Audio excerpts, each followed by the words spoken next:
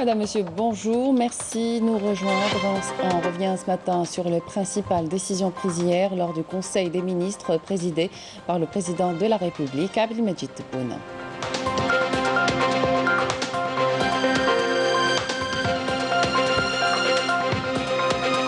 Déstockage d'importantes quantités de pommes de terre à travers plusieurs wilayas du pays en vue de faire baisser les prix qui ont récemment flambé sur le marché national.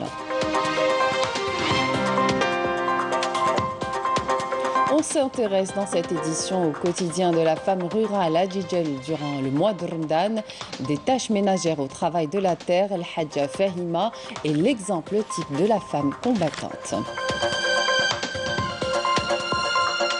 Et puis un portrait de Adila à la fin du journal qui a réussi à monter son propre business. Elle s'est lancée dans la vannerie, une activité qu'elle affectionne particulièrement.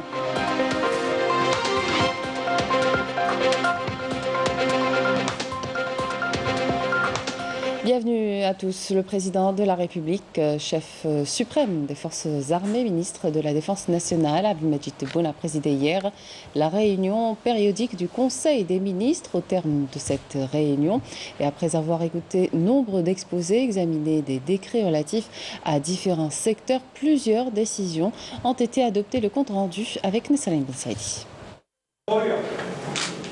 Un conseil des ministres qui s'est caractérisé par l'adoption des projets de création de deux grandes écoles nationales, à savoir l'École nationale supérieure des mathématiques et l'École nationale supérieure de l'intelligence industrielle au niveau du pôle technologique Sidi Abdallah d'une capacité 2000 places pédagogiques chacune.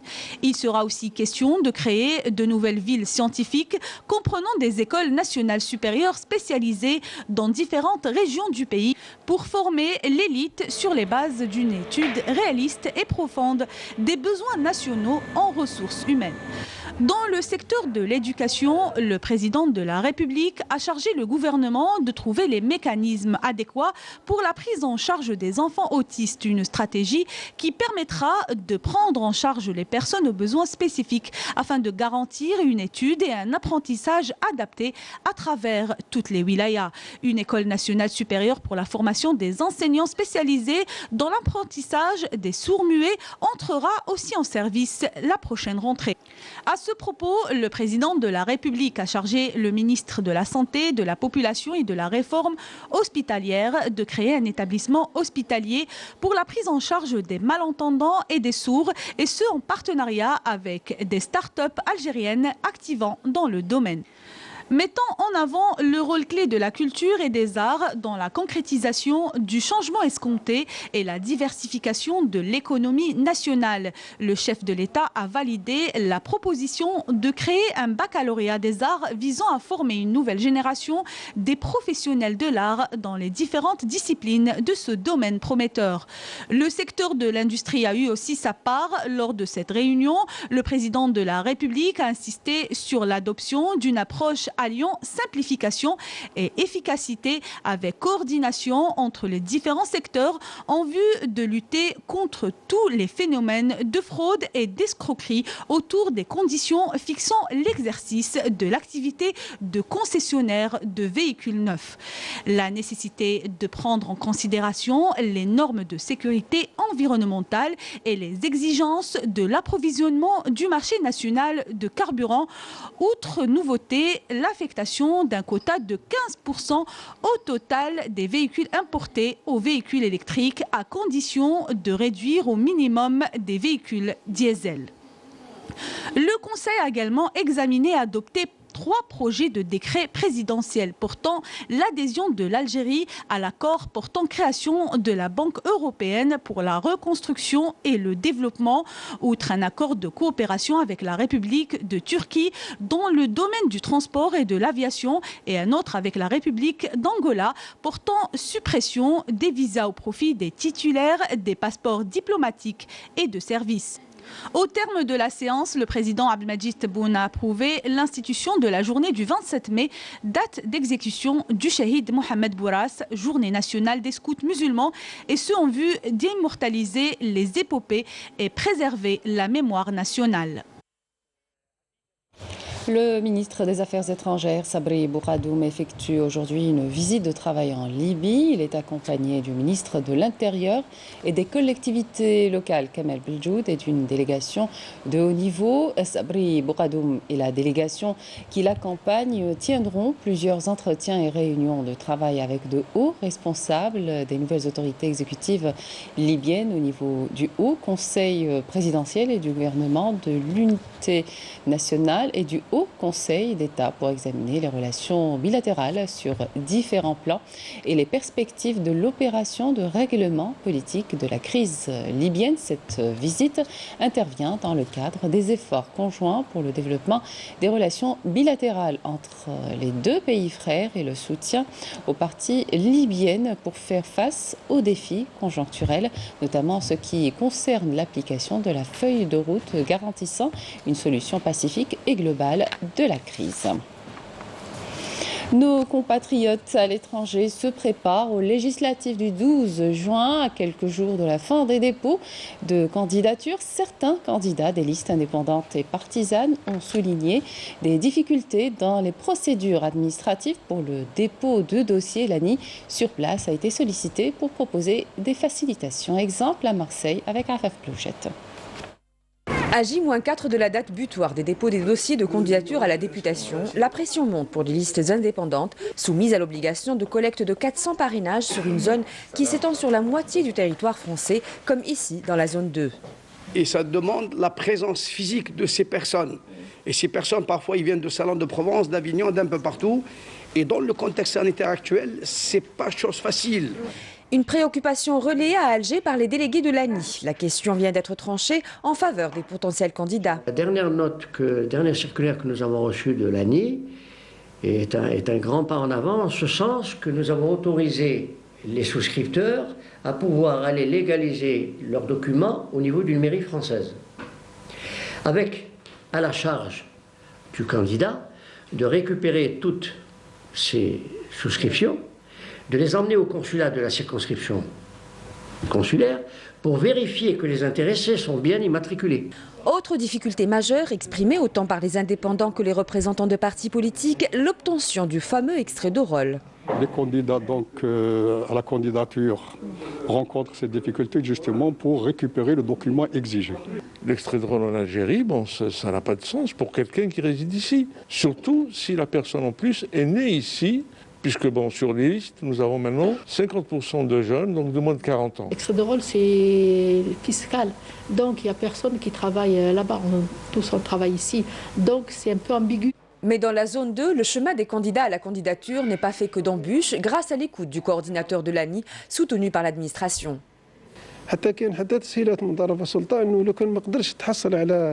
أنا مثلا مناصفة 100% فالمندوب المحلي يقدر يعطيك نقولوا احنا رخصة انك يقبل لك الملف تاعك لانك لقيت صعوبات. On a trouvé ce qu'il faut. Évidemment, on a une seule femme et on va demander une dérogation. Donc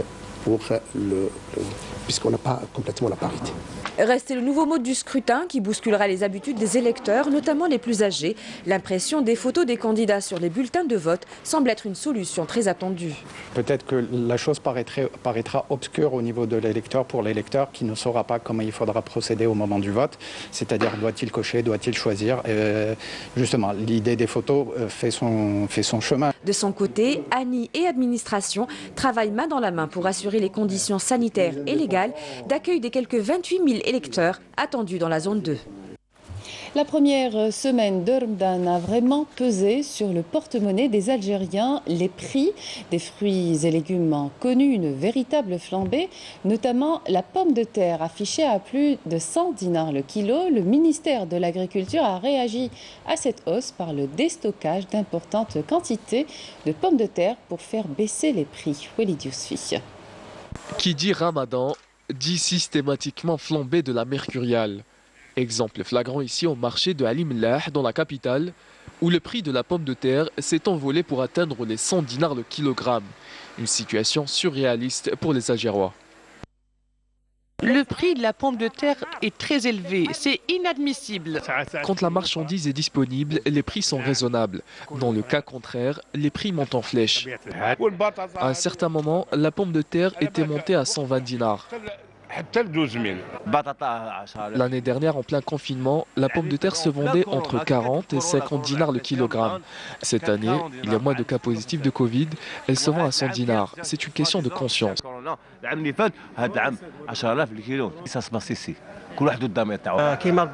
Hier, la pomme de terre était à 80 dinars au marché de gros.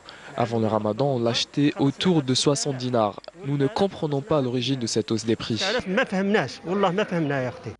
De son côté, le ministère de l'Agriculture a procédé au déstockage d'une grande quantité de pommes de terre mises à la disposition des consommateurs à travers des points de vente relevant de la tutelle. Une façon de contrer la flambée des prix coïncidant avec le début du ramadan. Aujourd'hui, nous avons un grand stock de pommes de terre qui peut être mis sur le marché avec un prix raisonnable, c'est-à-dire entre 40 et 50 dinars. Nous pouvons encore réduire les prix si le stock s'agrandit. Il s'agit de la 4e opération du genre depuis le début du mois d'avril, avec un total de 30 000 tonnes de pommes de terre déstockées. Une autre opération de déstockage, celle des viandes blanches, est en cours en vue de leur commercialisation au niveau des points de vente relevant de l'Office national des aliments du bétail au prix de 280 dinars le kilogramme. Direction Djidjel dans la localité de Sidi Abdelaziz pour découvrir le quotidien de la femme rurale durant le mois de Ramadan. El Hadja Fahima arrive à gérer son temps entre sa maison et les champs. Fahima a décidément le secret de la forme et de l'énergie. Reportage Najwa Qriqa, le commentaire est signé Camélia Mlel. Elle est un exemple de patience et de persévérance. Dans la localité de Sidi Abdelaziz, El Hadja Fahima a su partager son temps entre l'entretien de son foyer et le travail de sa terre. Chaque matin, c'est le même rituel. Elle commence à préparer des entrées et de petits mets pour les dresser sur la table de l'iftar. Je m'organise au quotidien. Je commence de bonne heure à préparer à manger et je laisse mijoter à petit feu. Comme ça, je suis tranquille. Tranquille, mais pas pour longtemps, puisque la journée vient juste de commencer pour El Hadja Fahima. Maintenant, direction le travail des champs. Cette femme, justement, gère une exploitation agricole de près de 3 hectares que lui a légué son père. El Hadja Fahima aime sa terre et elle le lui rend bien. Dès que je finis la préparation de mes plats, je viens vers ma terre pour l'entretenir. Je commence vers 7h30 le travail et il y a mes enfants qui m'aident de temps à autre. Je veux vraiment leur transmettre ma passion.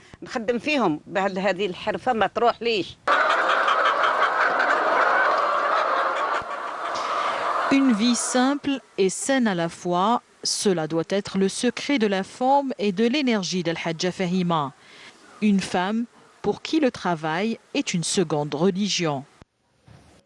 La situation épidémiologique en Algérie, des chiffres en hausse, 156 nouveaux cas confirmés de coronavirus, 111 guérisons et 3 décès ont été enregistrés. Un bilan rendu public hier par le ministère de la Santé, de la Population et de la Réforme hospitalière.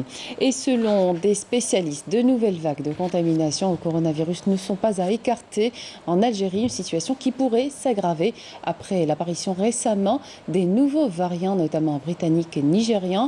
Un relâchement dans l'application des mesures barrières a été malheureusement observé, notamment dans la capitale. Yanis Aït Belkacem. Nous sommes en plein cœur de la capitale. Dans les places publiques et les marchés, il y a foule et les gestes barrières sont parfois oubliés. Les Algérois font de moins en moins attention aux gestes sanitaires, mais pourquoi un tel relâchement? Nous n'avons pas cette culture de porter le masque, c'est un énorme problème. Les laisser dans la voiture, ce masque me démange. J'ai arrêté de porter le masque, car il n'y a plus de Covid. On est en sécurité maintenant. C'est bon. Certains n'y croient plus, car ils n'ont perdu aucun proche. S'ils en avaient perdu un, ils finiraient par y croire. Même si la vie semble reprendre son cours normal, les cas de contamination au coronavirus ne cessent d'augmenter.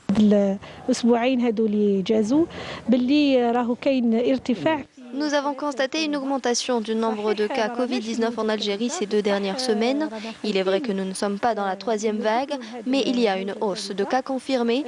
Donc il faut redoubler d'efforts et de vigilance Les gestes barrières sont toujours de rigueur, port du masque obligatoire et distanciation physique pour éviter la troisième vague. Gestes barrières, distanciation, كما كنا مع الأول باش ما ندخلوش في الموجة الثالثة. Selon les spécialistes, les personnes contaminées, notamment les jeunes, sont souvent asymptomatiques et peuvent transmettre le virus aux personnes âgées.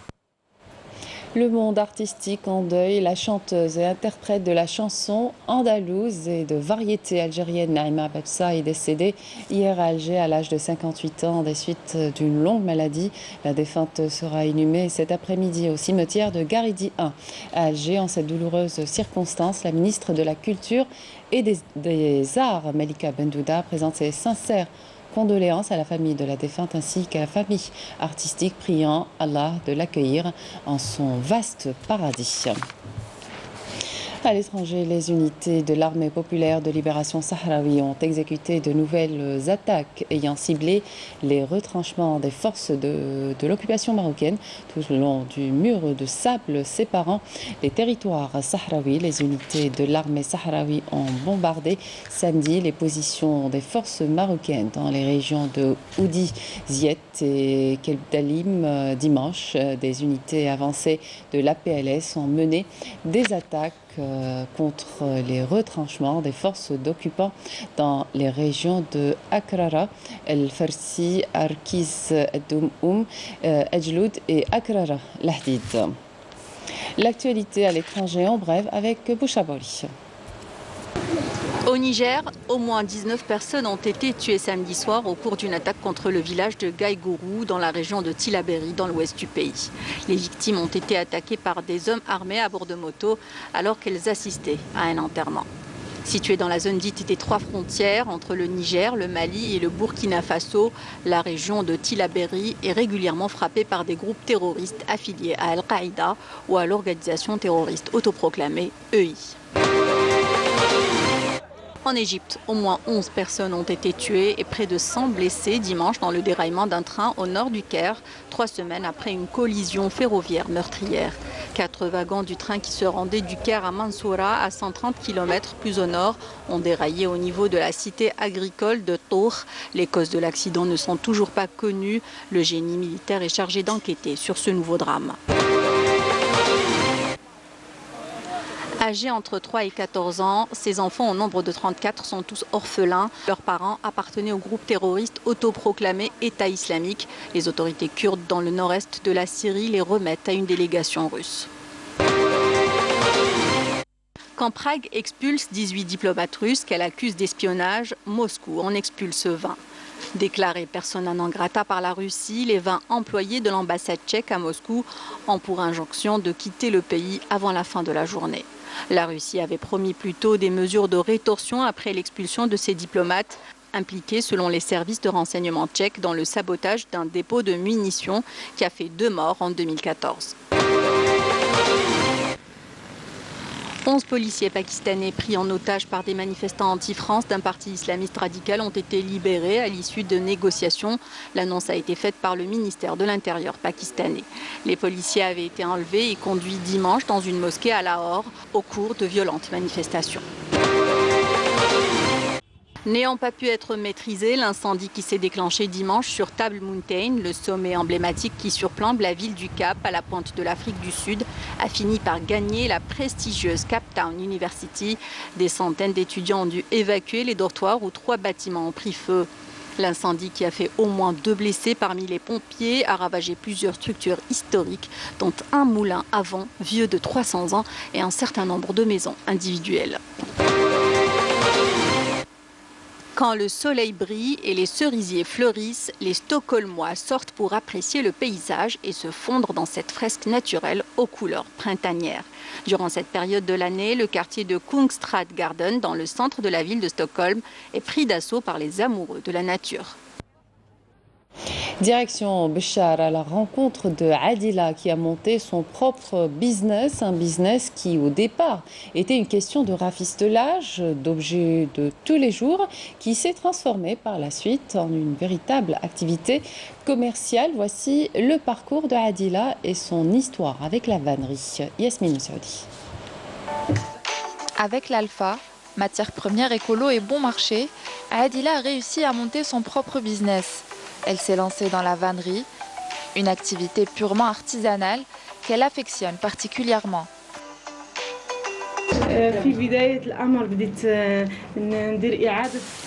Au début, j'avais commencé par rafistoler des objets du quotidien. Je reproduisais certaines créations que je trouvais sur Internet. C'est comme cela que l'idée de me mettre à mon compte m'est venue.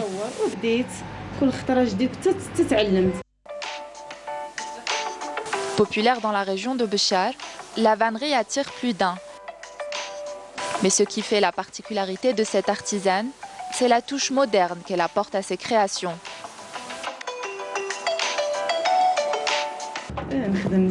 Je fais des corbeilles, des boîtes, des suspensions murales, des sacs également. J'essaye d'accorder mes créations au goût du jour. J'y intègre également de la toile de jute.